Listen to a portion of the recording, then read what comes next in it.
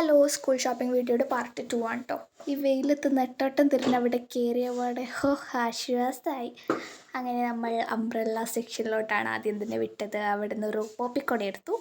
പിന്നെ പെണ്ണെടുക്കാൻ പോയി. ആ പെണ്ണ് ഭയങ്കര നല്ല ക്യൂട്ടായിട്ടിട്ടായിരുന്നു, അതുകൊണ്ടായിരുന്നു ഞാൻ തന്നെ എടുത്തത്.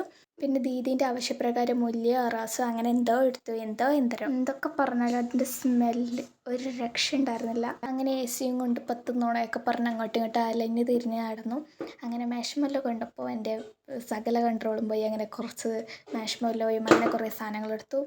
പിന്നെയാണെങ്കിൽ ഈ ഒരു ഗീയുടെ കൂമ്പാരം കണ്ടത്, അങ്ങനെ ഒരു ഗീ എടുത്തു.